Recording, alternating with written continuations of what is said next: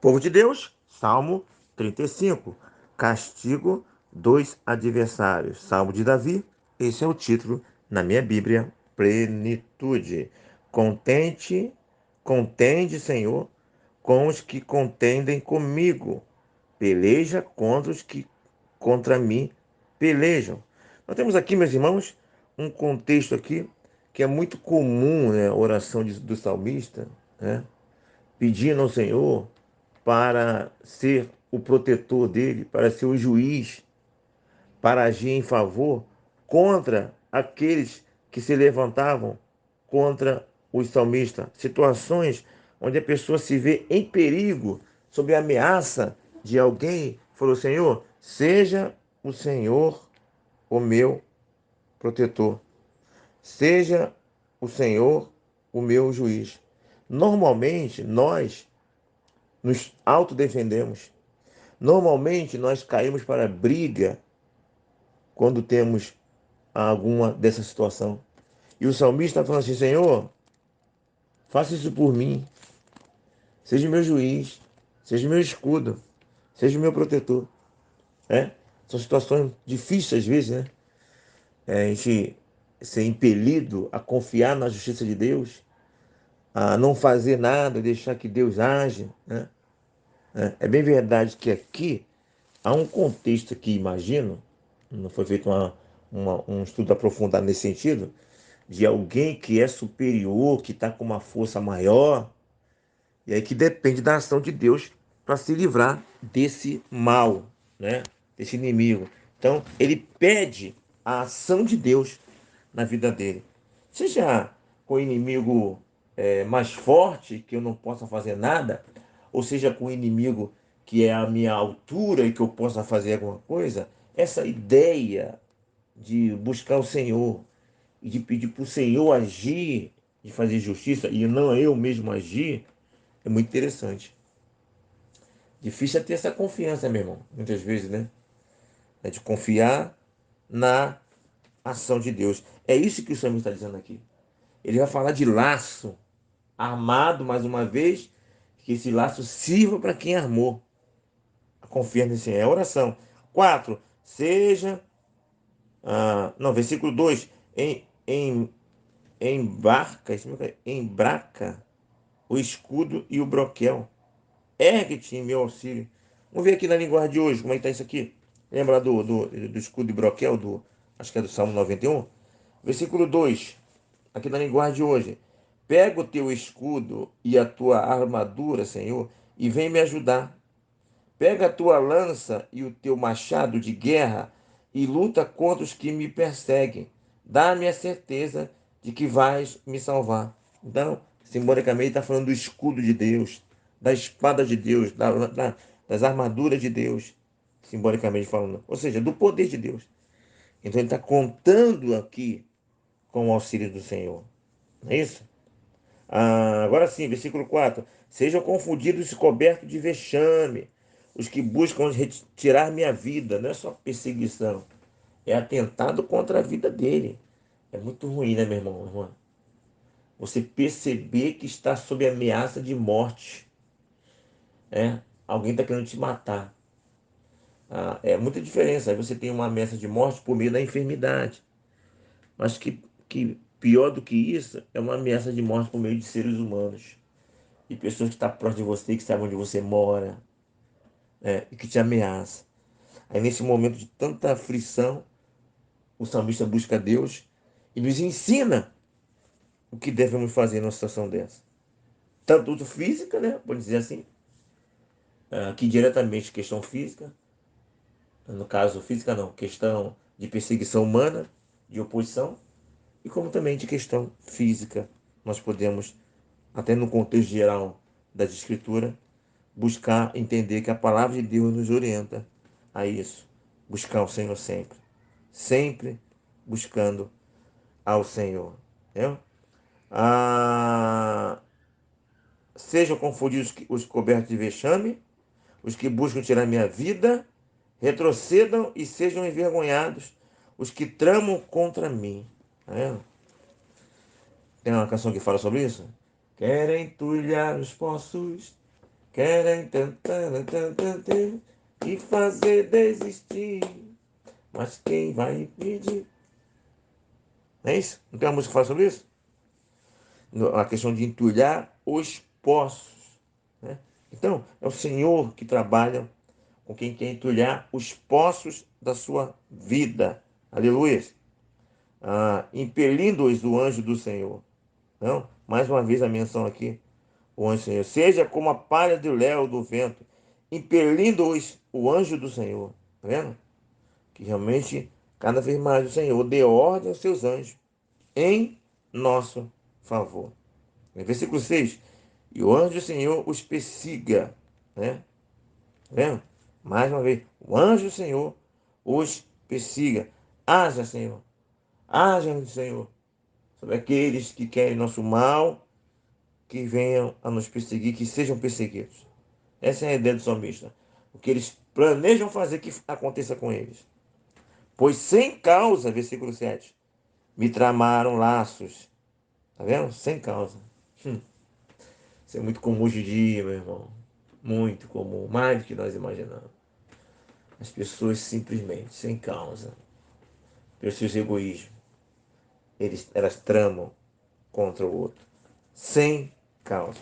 Então, você vê aqui, eu já tenho dito nesses nossos comentários de Salmo, que o Salmo ele é muito interessante, porque os Salmos eles nos representam. A dor dos salmistas é a nossa dor. As crises dos salmistas são as nossas crises. A realidade deles é a nossa realidade. Isso é muito interessante. Por isso a importância do livro de Salmo. Porque eu começo a ser ensinado como é que é a vida cristã. Eu não fico criando, imaginando, trazendo perspectivas irreais para a vida cristã. Porque quando eu percebo que eu concebo errado, eu tenho perspectivas erradas quando eu percebo errado. Versículo. Cadê aqui? 8. Venha sobre os inimigos a destruição quando ele menos pensar. Né? E prendam-nos os laços que tramou ocultamente. Aí, tá vendo a confirmação? Eles armam o laço, Senhor, que eles possam ser pegos pelos próprios laços deles. Mais uma vez eu falo lá de Mardoqueu e Amã, não é isso? A história de Esther, não é isso? Então, ele faz aquela trama, o Amã, ou Ramã, e ele mesmo é enforcado. É isso que o salmista está dizendo aqui, está pedindo aqui. Versículo 10. Todos os meus ossos dirão, Senhor, quem contigo se assemelha? Não há ninguém como tu, não há ninguém como tu, incomparável. Então, louvores. Somente reconhece que não há ninguém semelhante a ele. Aleluia. Né? Todos os meus ossos, todo o meu corpo, todo o meu ser vai falar sobre isso. Hein? Pois livraste o aflito daquele que é demais forte para... tá vendo aqui, ó? Eu não sei se estou falando no versículo, no capítulo 35 aqui, do capítulo 34, né? Porque você está ouvindo agora o capítulo 35, mas eu gravei o 34 e 35 na sequência. Tá vendo aqui? Aqui está revelando, é mais forte. Inimigo mais forte. Né? Mas seja inimigo mais forte, seja inimigo no mesmo nível, entendeu? Sempre vamos depender do Senhor. Né? Então, quem está perseguindo que é mais autoridade que você, e está usando essa autoridade, esse poder, essa vantagem contra você, você tem ao seu Deus para recorrer. 11.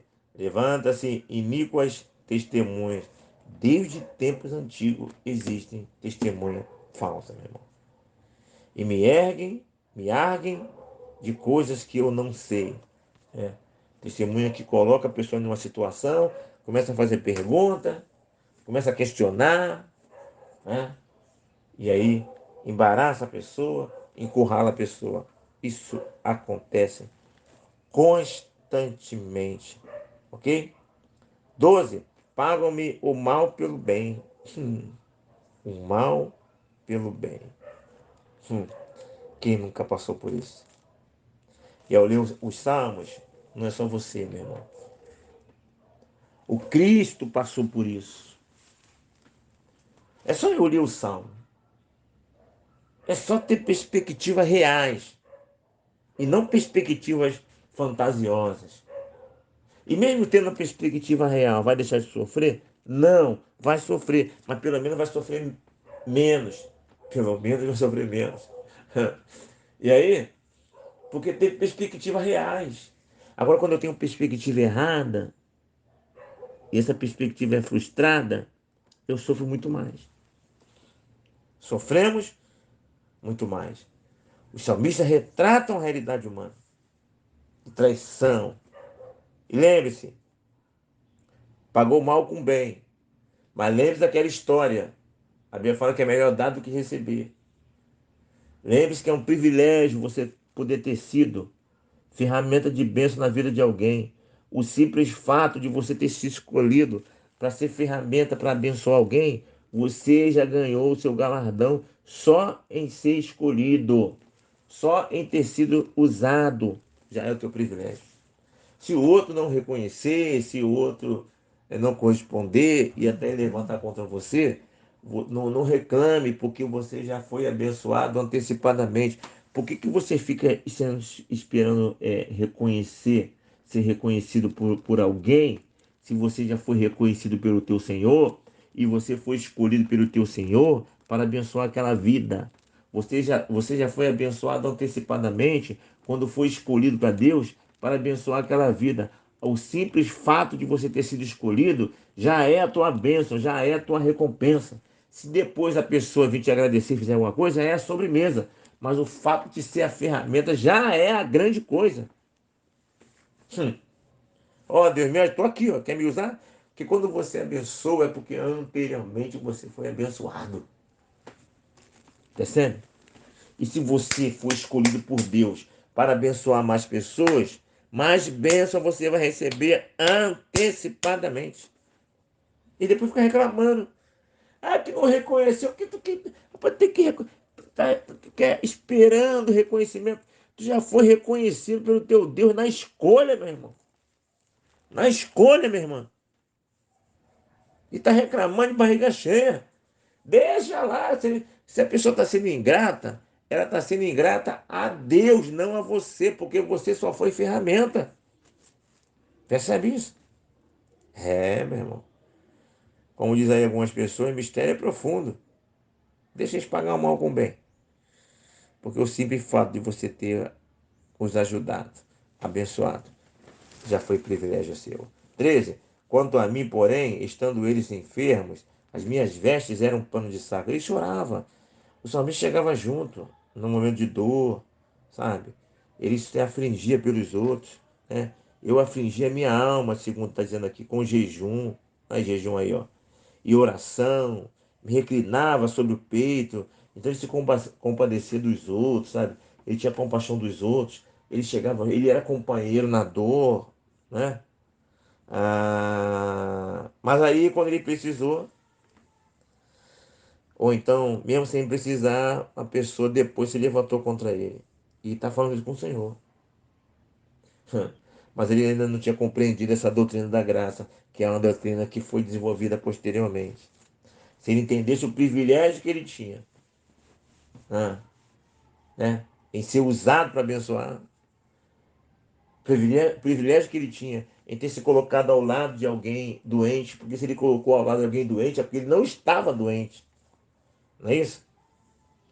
É, meus irmãos, é sério. 14. Portava-me como se eles fossem meus amigos, os meus irmãos. Andava curvado de luto, como que chora por sua mãe. Quando, porém, tropecei, eles se alegraram e se reuniram, e reuniram-se contra mim. Versículo 15. É, a correspondência não foi recíproca, mas ele tem correspondência, ele já tinha a correspondência recíproca de Deus. Percebe? 17. Até quando o Senhor ficará olhando? Interessante isso aqui, né? Tá vendo? Silêncio. No Salmo todinho vamos ver essa reclamação do silêncio de Deus não responder. E por que Deus não respondeu? Porque não quis, que tem seus propósitos e por outros motivos não respondeu, já é Deus. Então essa crise sua do silêncio de Deus, você tem orado há muito tempo já e não responde, isso aí é de tempos antigos. Os grandes homens de Deus experimentaram esse silêncio, ok? Nem sempre é questão de pecado, mas verifique na tua vida, tá? Verifique. Versículo 19. Não se alegrem de mim os meus inimigos gratuitos. Gratuitos, tá vendo? Não pisque os olhos. Tá vendo?